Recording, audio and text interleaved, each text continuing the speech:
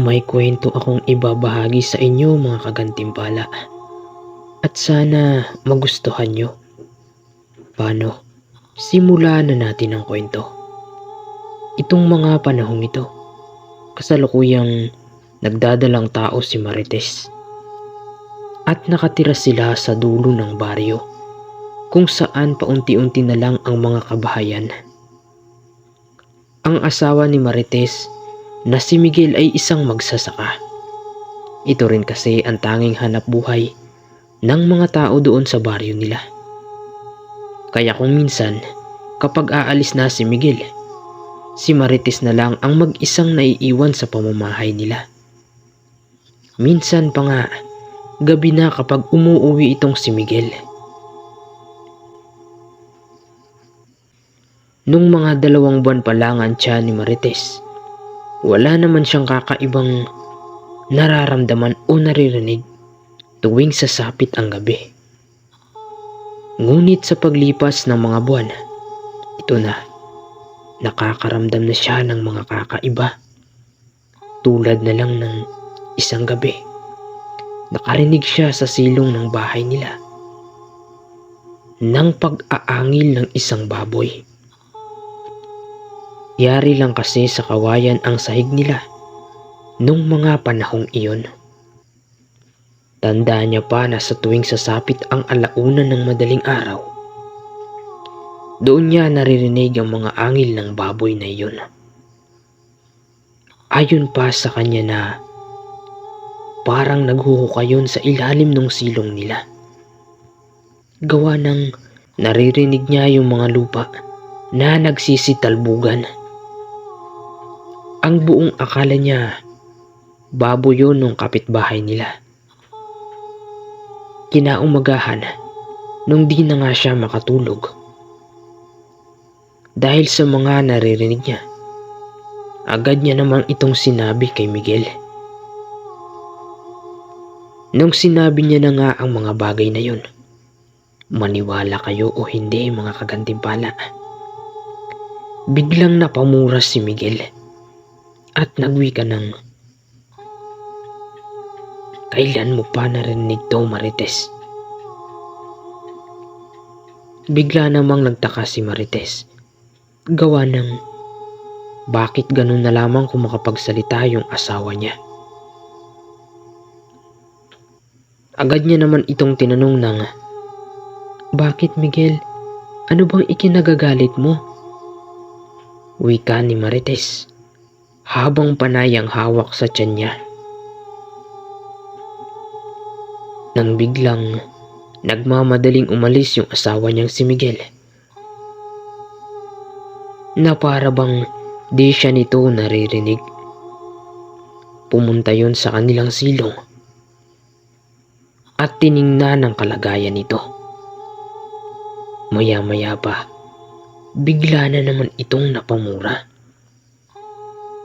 Nang makita niya ang malaking hukay sa ilalim ng pamamahay nila. At nagwika ito ng, gusto talaga nilang pumatay. Sige, pagbibigyan ko sila. Si Marites naman, panay pa rin ang tanong sa asawa niya kung ano ba ang mga nangyayari. Agad naman itong nagwika sa kanya ng, gustong kunin ng mga nilalang na yon ng anak natin, Marites. Kaya pagbibigyan ko sila.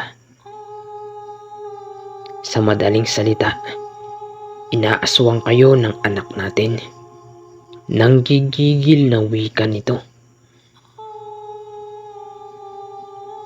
Habang panay ang sabit ng mga kawil doon sa ilalim ng silong ng bahay nila.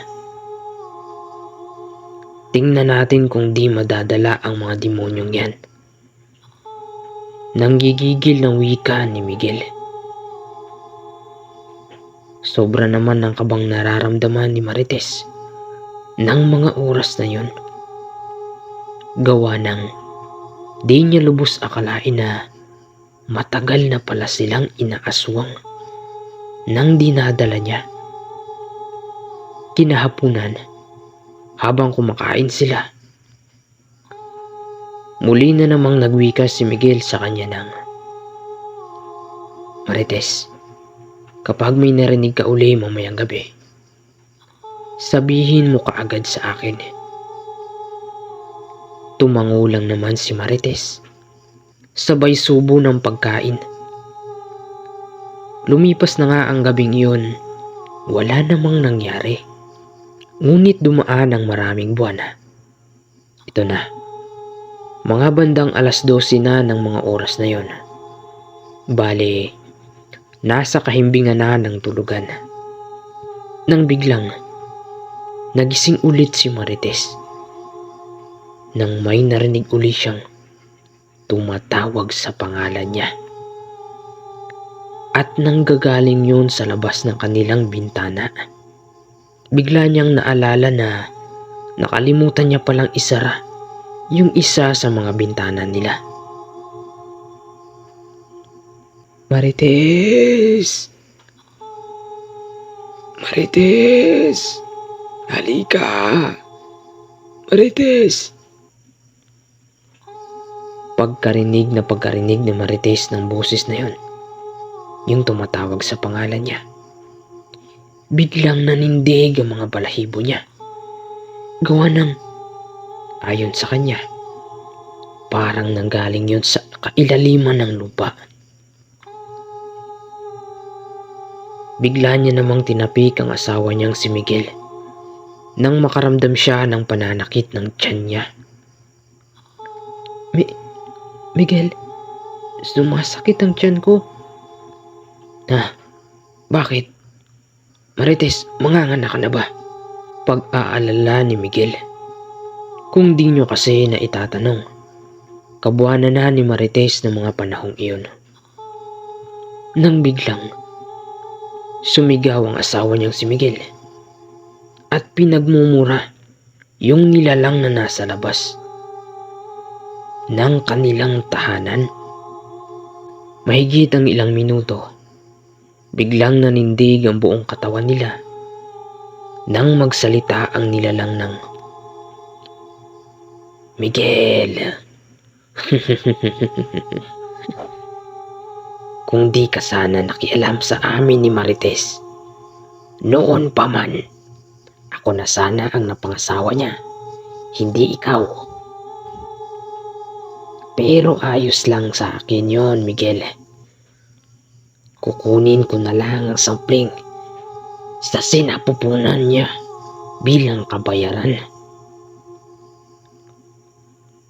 Nagtaka naman sila gawa ng bakit kilala sila ng nilalang na yun.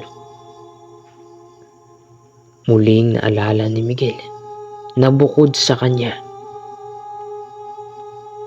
may nauna pang nagkagusto kay Marites. Pero di ito nanligaw. Tanging pagtingin-tingin lang ang mga ginawa nun nung mga araw. Nang biglang nagsalita si Miguel ng, ikaw pala yun.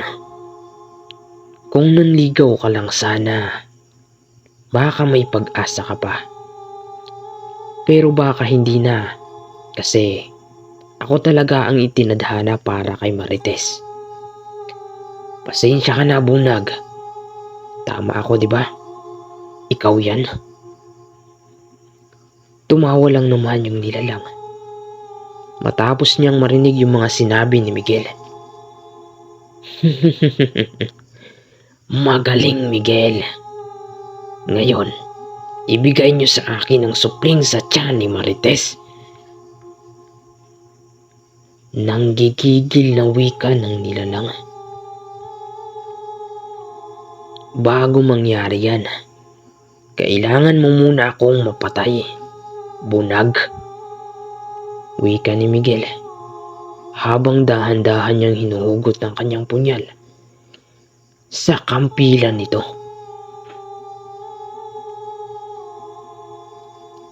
At kung hindi nyo na itatanong, mga kagantimpala, ang punyal ni Miguel ay yari sa tanso. Nabigay pa sa kanya ng kanyang lolo bago ito na maalam. Tama kayo ng pagkakarinig mga kagantimpala. Paano? Balik tayo sa kwento. Maya-maya pa, niyakap na nga ni Miguel ang asawa niyang si Marites. So yun guys, ayun, pasensya na at nabitin tayo sa kwento. Abangan nyo na lang yung susunod na part, yung part 2. Yun, at salamat sa mga nag-subscribe sa channel ko. Nako, napakalaking tulong po noon para sa akin. At salamat din sa mga nakikinig ng kwento ko, sa mga pagsuporta nyo. Nako, napakalaking tulong po noon para sa mumuntik kong channel. So yun, paano mga kagantimpala, maraming salamat sa inyo, sa lahat ng sumuporta sa akin. Yun lang, hanggang sa muli.